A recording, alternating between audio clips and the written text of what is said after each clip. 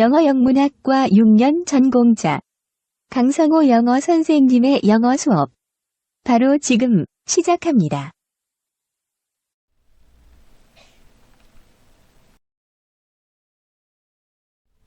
Hello everyone! 여러분 안녕하세요. 대원고등학교 영어 담당 지도교사 강성호 영어 선생님입니다.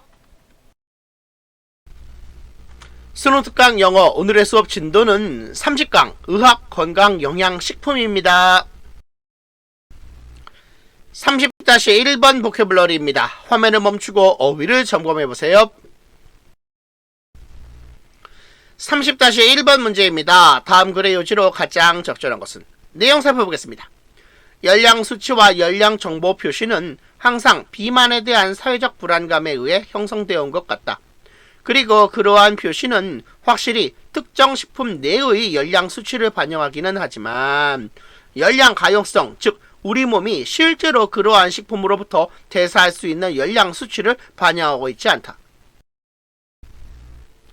케임브리지 대학교의 연구원 길레스 이어는 열량 가용성을 이해하는 것은 체중과 신진대사의 과학을 이해하는 데 핵심이라고 주장한다.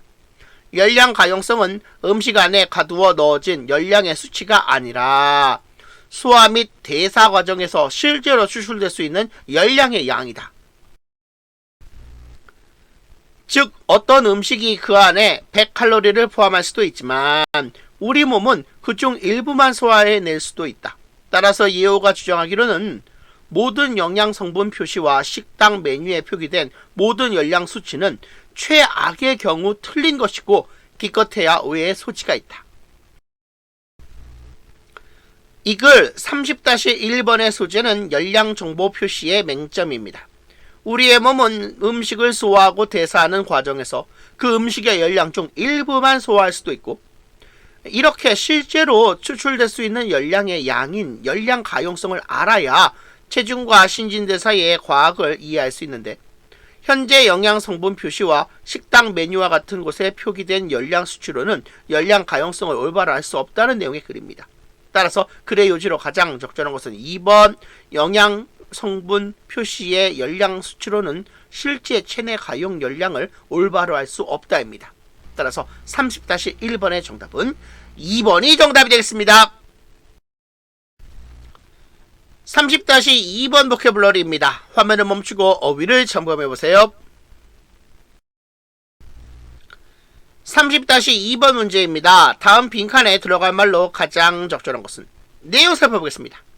영화를 볼 때 우리가 상황을 이해하고 내면화하기 위해서 우리가 주인공과 완전히 혹은 심지어 전혀 동일시할 필요가 없다는 것을 알 수 있다. 사실 관객은 주인공의 반응이 왜 그의 상황에 적절한 것인지 이해만 하면 될 뿐이다. 우리가 이 점을 예를 들어 공포 영화에 관해 생각해 본다면 우리는 초자연적인 존재가 등장할 때 가장 쉽게 이렇게 하는데 예를 들어 우리는 등장인물이 유령이 나오는 집에서 도망칠지도 모르는 이유를 안다.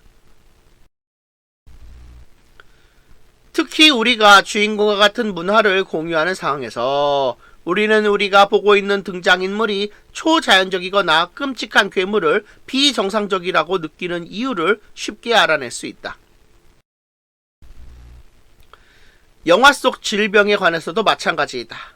우리는 질병에 대한 주인공의 반응을 이해하고 내면화할 수 있기 위해 그와 완전히 동일시할 필요는 없으며 질병과 질환이 보편적인 위협이라는 사실만 알면 된다. 따라서 등장인물의 반응은 흔히 영화에서 가장 강력한 공감 요소가 된다. 이 글 30-2번의 소재는 영화 속 강력한 공감 요소로서 등장인물의 반응입니다. 영화 속 상황을 이해하려면 주인공의 반응이 왜 그 상황에 적절한지 이해하면 되는데 그가 처한 영화적 상황이 보편적으로 이해 가능하다면 주인공의 반응을 이해하고 내면할 수 있다는 내용의 글입니다.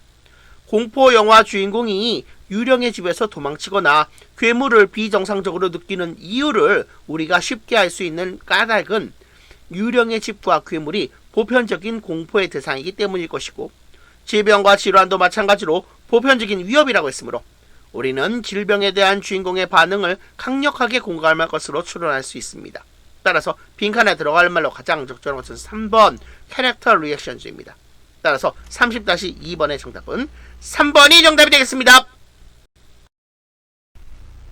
30-3번 보캐블러리입니다. 화면을 멈추고 어휘를 점검해보세요. 30-3번 문제입니다. 다음 글에서 전체 흐름과 관계없는 문장은 내용 살펴보겠습니다. 해조류는 다양하게 활용되는 그것들의 용도로 알려져 있다. 해양 먹이 사슬에서의 첫 번째 유기체로서 그것들은 수중과 육지 동물 둘 다에게 영양분을 제공한다.